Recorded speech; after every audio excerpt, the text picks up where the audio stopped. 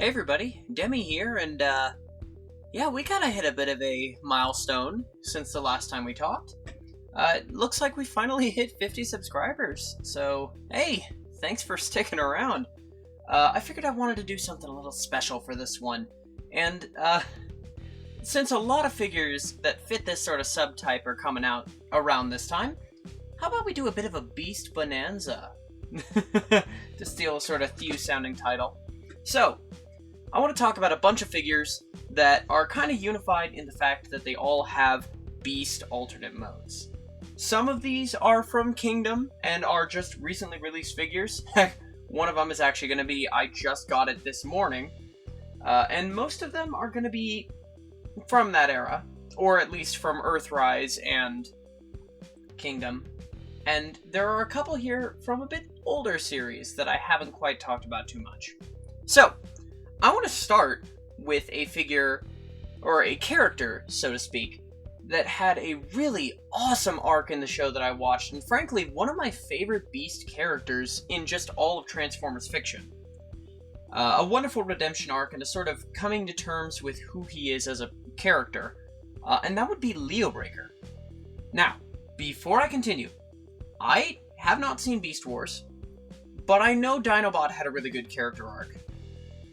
I just wanted to make this joke. I'm sorry if I piss anybody off, but I understand Dinobot's a good character, but Leobreaker is the one that I'm connected to. So, Leobreaker. Funny story in terms of him being connected into my collection, so to speak. Leobreaker, as he is, was never really a part of my collection growing up. I had Overhaul, his pre-Beast version, and then I also had a Tiny Legends recolor of the Leobreaker toy from the Universe toy line as Leo Prime, but I never had Leobreaker as he was. It's been a figure that I've wanted for so long, and neither I nor my parents could find it until just recently. I decided, hey, Christmas is here, let's find something really digging deep into like what I was hoping to find. And that was Cybertron Megatron and Cybertron Leobreaker, which I actually managed to find both. However, the Leobreaker I first got had an arm that was super glued on, and ended up breaking off. So, kind of upset by that, I ended up grabbing a Leobreaker that wasn't complete, and salvaging parts to make a complete one, and that's what you see in front of you today. This lovely Cybertron Leobreaker. So, talking about this big old lion boy, he is definitely a figure of his time, with some really weird proportioned legs, weird proportioned arms, just odd proportions altogether. But that's kind of what you expected with Cybertron. You didn't expect perfectly proportioned figures, and Leobreaker is by no means perfectly proportioned. But he pulls off this sort of lion Autobot thing with a sort of power to him that having him in hand really goes to show that the figure actually does kind of live up to the Cybertron character. Cybertron as a series is one that I've said several times I'm very connected to, so seeing this guy in person, sets my heart going. The lion mode as well, oh my goodness, I love it so much. I love the proportion to it, though sometimes it can be a little tricky to get the legs all lined up. And the Cyber Planet Key gimmick still works wonderfully of dropping out those lion claws, though a little bit faster than I'd like given how the show portrayed it as that flopping down slowly. Also, talking about Leobreaker here, I do have Leo Prime, the Universe recolor that they did. This is, I don't know the distinction, but I know they did two different Leo Primes with two different colorations.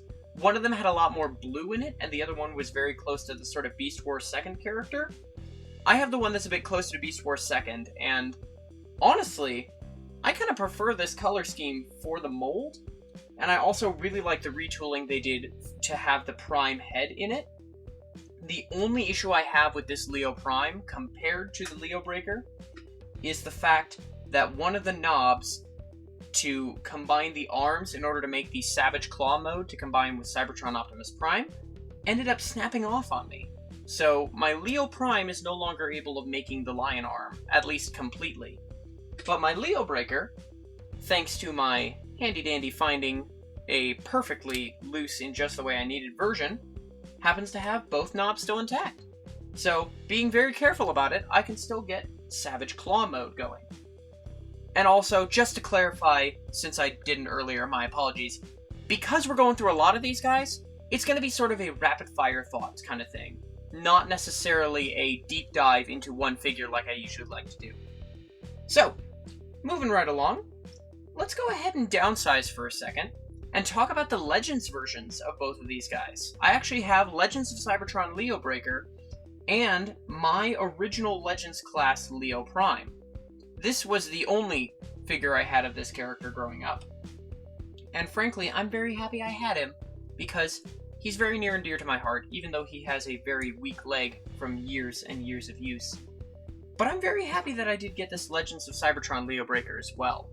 I really do want to try to collect the whole Legends of Cybertron line at some point, and the Leo Breaker, I just love the fact that this introduction to the Legends class that they...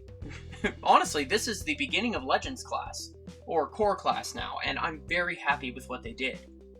Though, speaking of Core class, now that we can move on to there a little bit, talking about Core class Rattrap. Rattrap, as a character, I am not super attached to in terms of nostalgic connection, because I didn't grow up with the Beast era. I grew up with the Unicron trilogy. But Rattrap as a character, I've seen enough clips to know that I love his sarcastic personality, and pretty much all of his quips I love. So being able to add Rattrap to my collection finally, since I only started collecting again with Power of the Primes, I'm very happy to have him in the collection, and I love the way that this core class version looks. The shoulders are a little off for me, to be perfectly honest. They don't like staying where I want them to, and they also have a very odd angle with the fact that the ball joint's sticking out of the back instead of on the side. But other than that, I love the posability of the robot mode, and the rat mode, it's a beast mode. I wasn't expecting anything more than a block, but I love the way that they did it, and I love the engineering that they did of having this sort of backpack unfurl and cover him as he balls up. Granted, I'm not a big fan of backpack formers, but with Rattrap, I can make a little exception, because I like the fact that they tried to condense it a little bit instead of just having, oh, the sides open up, and bam, it's a robot. Sides close, and bam, it's a rat. I like that they actually tried to incorporate some transformation in with that. Then, moving on to another Kingdom figure, let's talk about Core Class Vertebreak. So Vertebreak is a fossilizer, if I recall, though not to the same extent as, I believe, Paleotrex. Yes, Paleotrex. Not to the same extent as Paleotrex, but still a lovely figure that matches the sort of skeleton dino style that they were going for with these fossilizers. To be perfectly honest, I'm not a big fan of how his chest in robot mode turns into the head of the dino mode, just out of the fact that they really have the whole like neck joint and such, so that like, his snout is his groin in robot mode. And I'm not a big fan of how that looks, but especially next to Paleotrex, I really like the way he looks overall as a figure, especially in that transformed mode. Now, before we move on and talk too much about Kingdom figures, because trust me, I don't want this to be all Kingdom, we're going to take a quick look at a figure that I really wanted to find an excuse to review, but never really got around to. And that's the Earthrise Alicon figure. The Wave 2 of Earthrise, I was so panicked that I was never going to find these guys, and then right before Wave 3 was supposed to come out, I just find them all sitting in a Target. Or Walmart, excuse me. But I still found them all, and I'm very happy for that.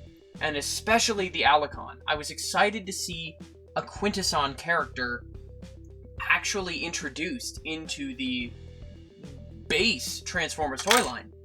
Like, not even the Masterpiece line or anything like that, just in stores.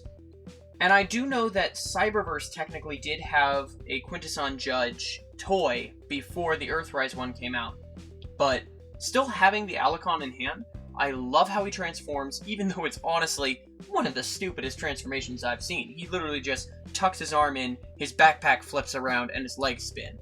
but it's still so fun to do.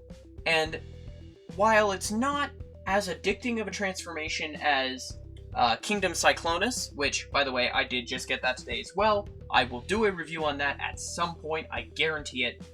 Untitled Alicon has a wonderful transformation as well, and I love the alligator rope vehicle, beast mode. I guess it's a beast mode.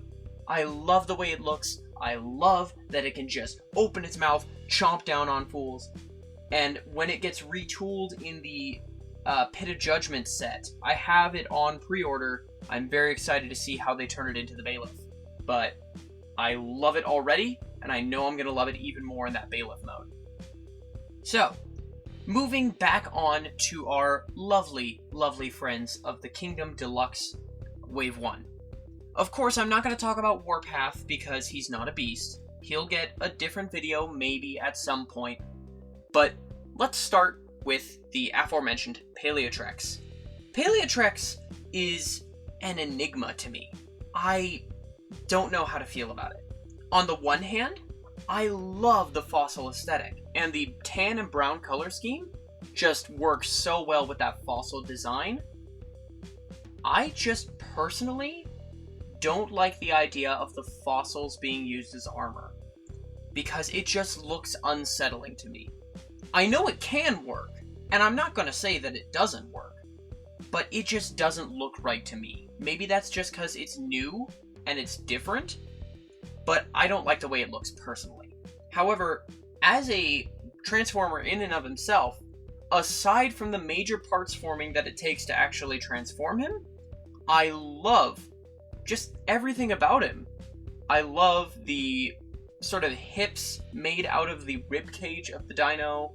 I love how the arms and legs somehow come apart and reconfigure into dino legs together, which is just mind-boggling to me still. Just when I first got this guy out of the box and transformed, I was in awe at how they actually pulled it all off, and it's still kind of surprising to me. So, in terms of this wave, Paleotrex is the I wasn't expecting this to be good, and I'm pleasantly not entirely surprised, but hopeful that the idea can be taken further and in a slightly better direction. However, figures that I was very, very impressed by would be the Deluxe Blackarachnia and the Deluxe Cheetor. Talking about Blackarachnia first. The natural problem is going to come up with a Blackarachnia figure that you are going to run into the problem of how do you reconcile a spider alt mode out of that robot mode? Because that was invented for the show, it was not in the original toy. How do you get it to work? It's always going to be tricky to try to make a spindly spider out of that robot mode. And I think that the Kingdom figure honestly knocked it out of the park for me. Yes, the underside is a bit of a kibbly mess. That was gonna happen with a Blackarachnia figure. If somebody can do some kind of black magic wizardry to tuck an entire robot into the back section of a spider, cool, send it to me, I love it. But in terms of just being an affordable figure that can decently pull it off, Blackarachnia has flying colors. The only thing that I didn't like specifically about Blackarachnia is the fact that the panel of her chest, the actual piece to clip it on, snapped on me. So it doesn't actually clip on anymore to her robot chest. So now, if I try to mess with her head, it flips up on me, which is kind of unfortunate, but at the same time, I'm willing to forget it, because I like the little spider bot. And I am very tempted to start putting foam backdrops on my shelving units so I can display this spider standing on the wall. I'm very tempted, and I recommend it if you have the ability to do so. Sadly, I don't see anywhere on the bottom that a flight stand can plug into. Unfortunately, I think any flight stand port got tucked into the butt of the spider, but in terms of any other way of holding it, those legs are surprisingly durable. The ball joints maybe need a little tightening to be able to stand on their own, but in terms of if you just have it out on a shelf in its spider mode, yeah, it's going to hold itself and it's going to be strong. I love this figure. I'm not going to do any ratings for these guys just because there's so many we're going through. But know that if I'm talking about it in this series, or this collection, I should say, if I'm not specifically saying it's bad, it's a good figure. I enjoy it. But granted, I'm also entertained by G1 minibots. Like, that's the level of engineering I expect, so anything beyond that just amazes me. So, let's take another break real quick from Kingdom to talk about another older Beast figure. And that is Cybertron Backstop, because I don't own any Beast Force figures. Cybertron Backstop, the character in the Cybertron cartoon, was kind of not a factionless character, but definitely not specifically Autobot or Decepticon to start. He ended up as an Autobot, guaranteed, with the symbol, but when they were on Eucharis, the Beast Planet, Backstop was very much a factionless Transformer, staying out of the conflict. He decided later on with the final battle that yes, he's an Autobot, but Backstop was very much a sort of chill, older character outside the battle, and it was always so cool to see him on stage. And this figure, as well, has a distinction with Overhaul of being one of the earliest figures in my collection, and one of the ones I've actually held on to. And it shows with this particular unit. I still see little red bits of plastic where the paint's run off. It's definitely showing its age, but it's a figure that, like, if I'm bored, I'll still pick it up and mess around with it. I love it so much. And I also love that they gave it a recolor for either Universe or Movie 1. I can't recall which one. But for one of them, they gave him a nice, like, metal gray and blue recolor, and it looks kind of sweet. I prefer the Cybertron colors, but the movie version is also pretty cool. Then, one last figure to talk about before we get to the big two that I want to talk about today. That is, Universe Cheetor. Now, this figure, the only reason it has stayed in my collection is that I didn't have a good Cheetor figure to replace it with yet. I knew that the original Beast Wars Cheetor was a figure that I would never get a hold of without paying ludicrous amounts of money, and I knew that the Masterpiece Cheetor as well, I'd have to fork over a pretty penny in order to get that to add to my collection. And since the only Masterpiece figure I have is MPB, the first version, and the Shattered Glass MP10, I don't really want to add that many Masterpieces to my collection at the moment. But with Kingdom Cheetor coming out, it really goes to show just how fiddly Universe Cheetor was for me. My figure is not complete by any sense of the term. We got it secondhand. I have no idea what it's missing, but it is terrible. The robot mode is fiddly and doesn't stand up.